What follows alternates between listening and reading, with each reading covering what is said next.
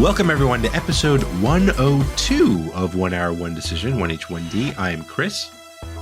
And I am Tom. And we take 60 minutes and play a random game on Xbox Game Pass and decide, well, we're back at it, building cages for animals, aren't we? It's better than if they were, out of the cages and eating the people who are coming to the zoo. Yeah, the children. Yes. Everybody, really. Well, everybody, yeah. They're not selective. Yes, so this episode, we're going to be talking about Let's Build a Zoo by Springloaded. That's the developer. And this game... Spring-loaded cages that pop open and release their animals? No, I got... Well, maybe. Actually, we'll talk about that, as this game came out back in November of 2021. And per usual, I play this on the PC. It was, Tom, a paltry 222.28 megabytes on the PC. Tom, what about you? That's very interesting, Chris, because it was still under a gigabyte on the Xbox, so that's a pro. Yep. But 877.3 megabytes, which is almost quadruple the size. Yeah. That makes... Why? No idea. Is it that poorly optimized? Is there that much more content? The trap was open on the Xbox. That's what happened. That's what happens. That clearly is what happened here. So, speaking of traps and stuff like that, what kind of game is this, though? I put simulation. You put what is? I was very concise this time. You were very efficient with your words. I put top-down roguelike. No, it's not a top-down roguelike. Good Lord, if it was, I would have just stopped the podcast again. No, it is a top-down sim about building a zoo. I got a little bit more specific than you. Yeah, that's a lot of words. It's a lot of words. It's a lot of words. So that's okay. That's all right. And half of them are like a fake out. Yeah. You gotta keep everyone on their toes every once in a while, especially when you're dealing with wild animals. So that's important. Danger, danger, danger. Indeed. Now, what about that game loop? Here, I think we've lined up a little bit better. Make decisions to build and populate your zoo. Yes. Yeah. I just put complete task and keep customers happy by managing your zoo. Or not happy by poorly managing your zoo. Well, I don't know how far you can get into the game with that, but yeah, you could do that too. That's your choice. It's a game, and you can play it however you want. So, but that's true. We have played this game for an hour, Tom, and we got to find out what else do we like about it. What did we like about this game? Well, I do enjoy, and it didn't really get on my list here, but there are quite a bit of options in terms of how you want to run this thing. Okay. Yeah. I feel like they ask you moral questions, yes. Are you cool with faking an animal here? Is that going to work for you? And then you can make a moral, ethical choice. And it's not just about running pipes underneath your city, right, or making sure that there are water bins in every cage. Yeah. There's a little bit more going on there, which absolutely I appreciated. That was the little twist that they added to what would normally be just a regular run-of-the-mill simulation game. For me, is like you said, there's choices that happen throughout the game. There's questions that I had a situation. I don't know if you had the same situation where a celebrity came to your zoo. And I believe the one that they were trying to mimic was the Tiger King, because he came by and basically said, like, hey, do you want to buy some exotic animals off of me? I got a bunch of them. It was like, do you want, and then you had the choice. Do you want to buy stuff from him, or do you want to call the police? I chose call the police because that didn't sit well with in my heart. So that it was kind of cool. And then I think after that, because it was, I guess essentially it was like the tutorial of these choices that happen in the game. So yeah, I saw that you can essentially be like an evil conglomerate kind of zoo, or like a happy-go-lucky kind of, the animals are free to roam wherever or whatever in that kind of Yeah. methodology. So you could have a very like small carbon footprint and very right, ethically sourced animals, exactly. Did you get what was your moral choice that you had? I had, I'm pretty sure I remember that getting that It was the same same guy. one. Okay. And then there was one later where they asked me if somebody wanted to like paint up one of my geese to make it look like some other kind of animal. and I was like, yeah, that sounds fun. Well, why not? And so I said, okay, go ahead. And then some shady character showed up at my zoo, went into my pen, took one of the geese, painted it up like some other kind of fowl or something. Wow. And then, like in the cage, they show this other animal.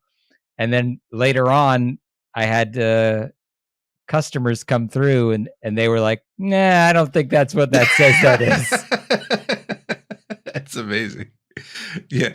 Well, I gotta say though, speaking of likes, I did appreciate, like, we have played a lot of pixel art style games, and yes. this fits well with this style of game. I guess this reminded me very heavily of like that Stardew Valley and those other kind of sims in that kind of this genre. So, and it did well. I think it looked fairly decent for what it was. I was actually surprised you can zoom in and out of the game. I thought it looked pretty static, so that was interesting that you could do that. Yeah, it had a picture mode. If you wanted to take pictures of your pixels. Pictures of your pixels, yeah, that's right. What else did you like about this game? I thought the game has humor, built into, as we just discussed with this ridiculous choice I made, but also in the text descriptions. And the game hits you with like a lot of text to read. And so I'm glad that there are jokes, kind of baked into these things. So it'll give you like a newspaper article about the zoo or some event that happened, and you're reading it and it seems like a pretty normal article. And then it'll take a sideways twist in the end and be like, oh, well, I decided to give them the money because I needed to hide it from, the people who were coming over to my house looking for it. Right. And it's like, oh, okay. Yeah. Well, yeah, and I appreciate that they, especially when a game, like you said, like a game where you're reading a lot, that they are having fun with the writing, because it's important. Like, as you're making a making games can be stressful. So if you can inject a little humor and stuff like that, why not? That's great. I also enjoyed, it was a little thing, but I enjoyed that there was like a heat map in the game. I saw that, but I didn't get much use of it. So can you run me through what exactly it did for you? I think the idea, like, I'm terrible at making these, like building a zoo or building a hospital, because I always get paranoid about like how I place things. And the heat map just basically tells you where your foot traffic is happening. Oh, okay. So where you want, like, so it's like, it gives you an idea, like, okay, how do I actually construct the flow of the zoo? So, like, I don't know if you've been to like a Stu Leonard's or something like that, where they basically like walk you through every basically grocery item in their store, because it's like a theme park. It's like basically like a ride. So they do a pretty good job with that. But yeah, anyway, I digress about that. The idea is that you could, if you really like put your mind to it, there's some complexity to this game for sure. Like it looks very, simple, and it does. I think that's another thing that I appreciated, is that the game is actually fairly easy to start. It's very easy to pick up and play for a sim. But you can see like right underneath it, there is some complexity about how you manage your day to day and stuff like that. So I agree. It definitely felt like there's a lot of depth in there. Like once you start like going into the research menus and you see all the stuff you can unlock, and like even just like hiring somebody, there's like 3 different ways you can look into candidates, and then you want to set, how much you're going to pay them. And I was like, this is like pretty darn complicated for, some trivial decision like hiring who's going to clean up my garbage, Right. Hey, clean up that garbage is important. I've seen those freaking customers just dropping cans all over the place, soda cans, and I was getting annoyed. I was like, where's my janitor? I need this guy to clean this stuff up right now. That was annoying. The other thing, like we kind of touched on this too, with regards to the humor, is just watching some of the animations that happen. I appreciated a lot the when you bought an animal and you watch it getting drop shipped into your zoo. That was good. Like, that was really good. That was just like a little fun, cute thing that they did. The game overall is just pretty cute.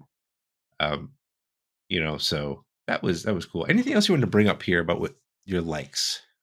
I think I agree on the art.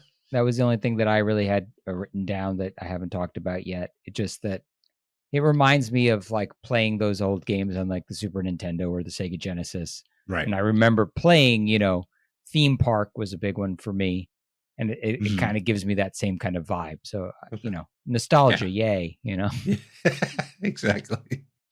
So how about from yay, we go to nay and we go to look at our dislikes. So okay, well, right off the bat, when you're picking your avatar, I was like, why are they even giving me a choice here? All these things look exactly the same. They do. It was like one little pixel change, and it was like, wait, what? That's it? It was pretty odd.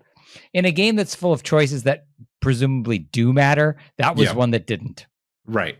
Absolutely. And in fact, you don't even have an avatar. Like, right. Where do you even? I didn't even find my avatar for like half of it. I was like, where is he? Like, where's he running around? I couldn't even see him for half the time because when customers are flooding in, you just get lost in the sauce, so to speak, So yeah, I I agree with you totally about that.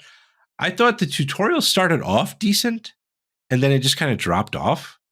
I don't know how you felt about that. Yeah, to me, it felt almost like there wasn't a tutorial. Like, the game would say things like, oh, to do this, go into this menu and do the thing.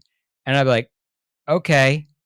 And then I had to like figure that out. Like, it wasn't like press this button, then press this button, then press that button. It was like nested in a menu somewhere. And there was a pop-up and it said, go find this nested in a menu somewhere. And if you like weren't paying good attention when it gave you that you're never going to find that thing. Right. How was this game? How was playing this game on the controller? It was okay. I definitely accidentally clicked a lot of things I didn't want to click. I accidentally like placed terrain where I didn't want to place it. And since the game didn't tell me that you could place it again to pick it up, like I didn't know that. Like, I just stumbled onto that by accident. And like holding down the button to like paint in a row or whatever, like the game doesn't tell you that either. Like, I really felt like I was figuring out all of it myself, which I have down as a dislike, but some people might consider that a pro, Right. I mean, maybe some people don't want the training wheels as much as maybe you and I would appreciate that. So, but I think I would agree with you there though, because it's, for me, I'm like, okay, I don't generally play these types of games, so I would appreciate a little bit more hand holding. I think that the tasks like early on did kind of help you with that. Mm-hmm. But then there was like stuff as you got further down where they were just like, oh, just even like hiring the janitor. I don't think it was very clear about that either.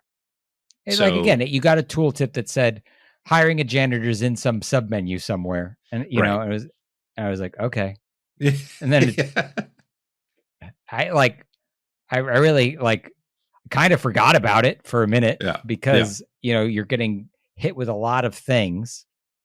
And so then like, and I did feel like overwhelmed at times. That's on my dislikes too, where it's just like you're definitely getting hit by a bunch of things. And the game is obviously you could slow the game down, and maybe that's what I should have done.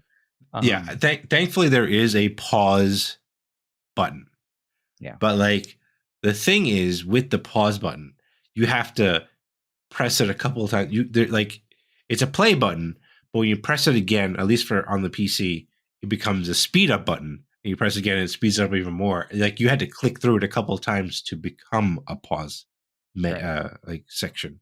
So that was a little like unnerving because what if you were in, because the other thing that's important about this game is the game is played in days, right? There's a day night cycle in it, so you like the tasks generally are for that day, if I'm not mistaken.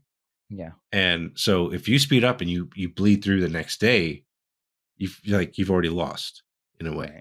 So so that was also kind of annoying. I sometimes I felt like some of the tasks were like difficult to complete. At least for me, maybe I just didn't build enough because I was being like very thrifty with my cash. I was trying to get profitable as quickly as possible.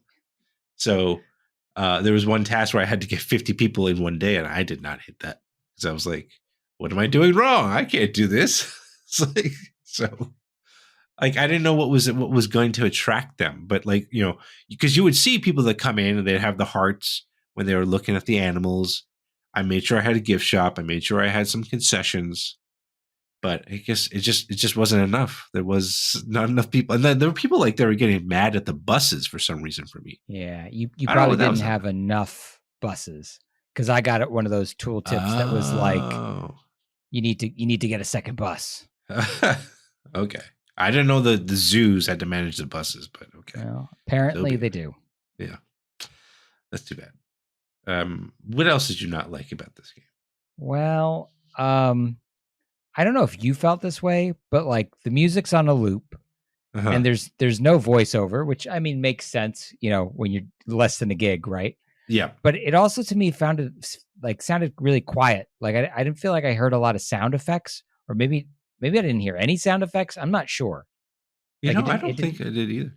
Other than like the helicopter, maybe that dropped off the okay, the animals like that. That's about it. Like music, and then that. Like I didn't really hear anything either. I think you're right. So there's not like a lot of. You'd think there'd be more like ambient sounds, right?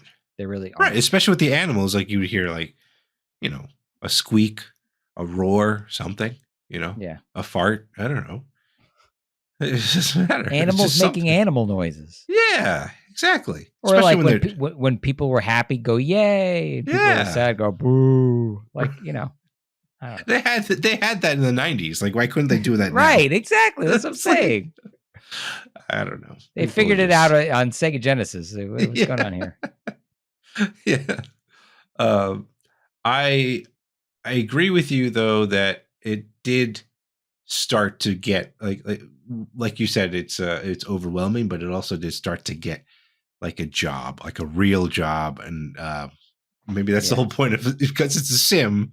It is supposed to feel like a job. I don't know, but that I definitely agree with you on that idea. It's like it didn't start. I started to not have fun with it. So yeah, it's it's the compiling of it's overwhelming. Yeah, the game's not doing a great job of like pushing you through to the next step or the next thing you have to do, and then it's a lot to maintain. It's like this feels like managing a zoo. So, I guess good job, guys. Good job. You got it right. You nailed it. Do you think this had a better was this a better simulator than Zoo Tycoon? I think it probably is a better management simulator for the zoo. I think what Zoo Tycoon had going for it is like you actually can interact with the animals, and that, that functionality makes it driving around in the little go-kart or the golf cart. That was fun. Running people over. I think it's the difference between like working at the zoo versus like being at the in the manager at a desk somewhere in the zoo. Right. Exactly. And trying to make everyone happy just was not great. Any other thoughts that you had, Tom, on this? So I need to point out, as much poo-pooing as I've been doing here, that I've got to admit that my hour really flew by. Like I lost track of time playing this. Really? And I was very like engaged. I think because I was kind of overwhelmed. So it felt like, I was like spinning a lot of plates and I was like, oh, I got to get this done. Got to get that done. Oh, the days are ticking by, And so like I was very like zoned in, playing it. I've also got to say that I really, really wish that dinosaur DLC was included on the Game Pass. Yeah. I think that would have made a big difference for me. See, that's the thing. I'm still a little confused about that for Game Pass, because like it's kind of confusing when there is DLC for games and it's like you got it on Game Pass, but it's like, oh, but you still need to buy the DLC. It's there's a little confusion for me on that. I'd love for there to either be maybe another tier, I don't know, where you get all the DLC of whatever game it is, regardless. Like that would be helpful, because then it's like, whether it's like this game with the dinosaur DLC, or like any other, like the Forza games, for example, because they'll have car packs and stuff like that. You don't know if you get that stuff, and it's a little frustrating at times, especially since that's the first party game. But anyway, yeah. You know what they could do? Just pie in the sky here. Like maybe they could give you in the way that like Amazon does, where like if you have Audible or something, you get to pick a couple to keep. Yeah. Like do something like that, where it's like you don't have access to all the DLC for every game on there, but it's like if you wanted, once a month or something, you could pick. That's right. That would be kind of cool. That way, if like if you have a game that you like, you'd be like, oh yeah, like I'm going to be playing this a lot. Let me get the DLC. Right. Whereas like, and it wouldn't cost them as much, I would think, as giving a carte blanche for all DLC. Very true. Very true. According to How Long to Beat, this game takes about 26 to 37 hours to complete. That's a lot of game for the size of this game. Yeah. So kudos to that on that front. You're getting a lot of value on this game. And this game is Xbox Cloud Save and Cloud Gaming capable. So you can, this is toilet gaming approved. Toilet friendly. Toilet friendly, yeah. As long as you build toilets in your theme park, in your zoo. Well, you don't have to, but you could. I recommend it. That's fair.